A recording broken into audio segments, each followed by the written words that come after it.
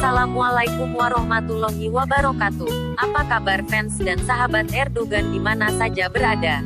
Perjalanan hidup Erdogan.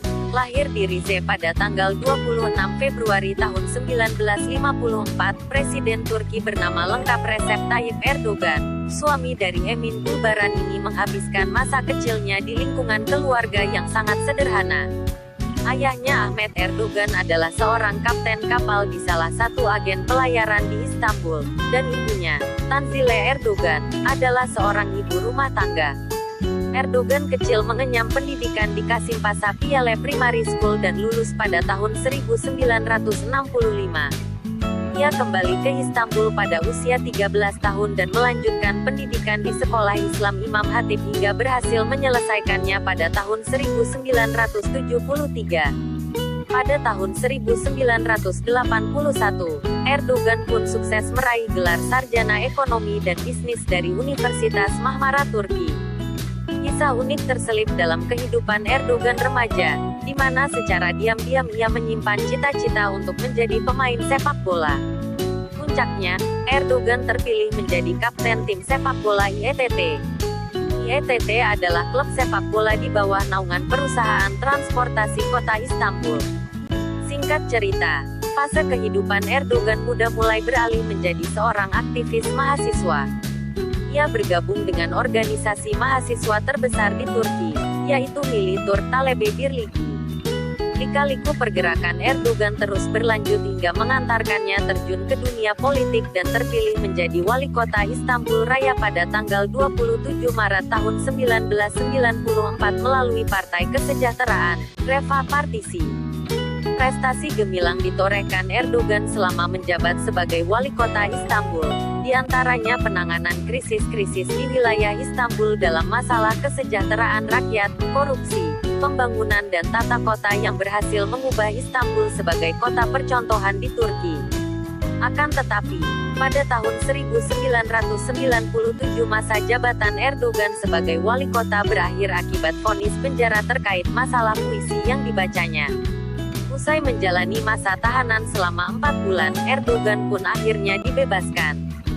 Sebelum resmi dilantik menjadi Presiden Turki yang ke-12 pada tanggal 28 Agustus tahun 2014, Erdogan juga sempat menjabat sebagai Perdana Menteri melalui Partai Keadilan dan Pembangunan, Adalet ve Kalkınma Partisi atau AKP, yang sukses mengantongi suara sebanyak 34,1% pada pemilu bulan Maret tahun 2002.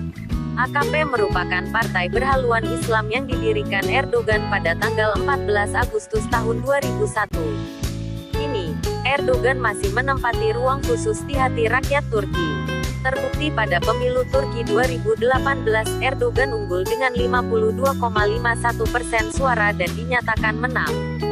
Erdogan dan sekulerisme Turki, mengutip dari republika.co.id. Perdana Menteri Turki Recep Tayyip Erdogan berhasil menghapus larangan berjilbab serta larangan memelihara janggut. Pencabutan salah satu undang-undang paling represif tersebut dielu-elukan sebagai bentuk kematangan berdemokrasi di negara sekuler itu. Pengenaan jilbab sudah dibebaskan dalam republik ini, ucap Erdogan, saat bicara di ibu kota Ankara, seperti dilansir Reuters. Erdogan mengatakan, kebebasan mengenakan atribut keagamaan menandakan tuntasnya era kegelapan di Turki. Ini adalah langkah menuju normalisasi demokrasi di Turki, katanya.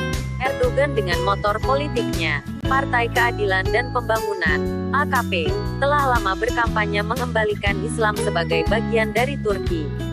Hal itu bukan main susahnya. Sebab sikap anti-Islam sudah tertanam selama sejarah berdirinya Republik Turki. Sejak runtuhnya Kekaisaran Ottoman 1923 silam, Bapak Turki Mustafa Kemal Atatürk menjadi pengikis pengaruh Islam dalam keseharian masyarakat dan pemerintahan di Istanbul. Atatürk sengaja menghapuskan simbol-simbol agama. Ia memaksakan budaya Barat dengan mempromosikan sekulerisme. Cita-cita Atatürk tercapai, menjadikan Turki sebagai republik, yang bukan cuma sekuler, tapi juga menolak keberadaan agama. Padahal realisme sosial menunjukkan, lebih dari 50% populasi di Turki, hingga hari ini adalah Muslim. Sekularisme pun mencuatkan permusuhan terhadap agama. Lebih dari 90 tahun, Islam dan sekulerisme adalah persoalan paling emosional di Turki. Sekulerisme menjadikan Islam sebagai musuh utama negara. Negara memberi benteng tinggi dan tebal, penghalang nuansa Islam di negara itu. Salah satunya adalah regulasi larangan berjilbab dan berjanggut panjang. Negara tidak main-main dengan aturan dan sanksi yang didapat. Seorang pegawai negeri dan pejabat pemerintah akan dicabut kewarganegaraannya jika melawan. Pernah pada 1999, anggota parlemen perempuan Merv Kavaci sengaja menguji keberlakuan hukum itu. Blasteran Turki Amerika itu melenggang dengan jilbab menutupi bagian rambut dan lehernya saat sidang perdana. Perdebatan hebat pun terjadi. Kavaci bukan saja dipecat sebagai anggota legislatif. Atas nama negara, Kavaci diusir setelah dihapus kewarganegaraannya. Namun kemenangan AKP dalam pemilihan umum 2002 membawa dimensi baru. Perang melawan sekulerisme dan sikap represif pun dimulai. AKP tidak spontan dengan visi keislaman. Faksi Islam ini memberi dinamika berdemokrasi yang wajar. Mengurung Islam dianggap sebagai sikap yang bertentangan dengan paham demokrasi. AKP menginginkan kepercayaan mayoritas itu menjadi entitas yang harus diakui keberadaannya. AKP menolak sangkaan hendak mengubah Turki jadi negara Islam. Bagi AKP perlu memastikan jaminan hak terhadap Muslim di negara itu. Dan jilbab adalah salah satu hak seorang Muslim. Larangan berjilbab adalah penderitaan paling pilu bagi Muslim di negara ini. Kami sudah mengakhiri penderitaan para orang tua kami, sambung Erdogan. Erdogan sebenarnya sudah mulai melawan sikap anti-Islam sejak dirinya memimpin. Erdogan mencabut larangan berjilbab 2011 lalu di teritorial terbatas. Jilbab pun mulai kembali dikenakan di kampus dan sekolah. Cemoohan dari oposisi terjadi. Namun Erdogan mengimbangi makian politik itu dengan pembangunan dan kesejahteraan rakyat Turki. Kemenangan Erdogan ini membuat kelompok oposisi mulai kehilangan pengaruh. Anggota Partai Rakyat Republik CHP, Sezgin Tanrikulu mengatakan, pencabutan larangan berjilbab adalah diskriminasi terhadap warga negara. Bagi tokoh oposan ini, AKP tidak paham tentang makna demokrasi. Ini adalah sikap untuk kalangan tertentu. Ini jauh dari makna kebebasan kita, Turki, katanya. Mudah-mudahan video ini bermanfaat. Wassalamualaikum warahmatullahi wabarakatuh.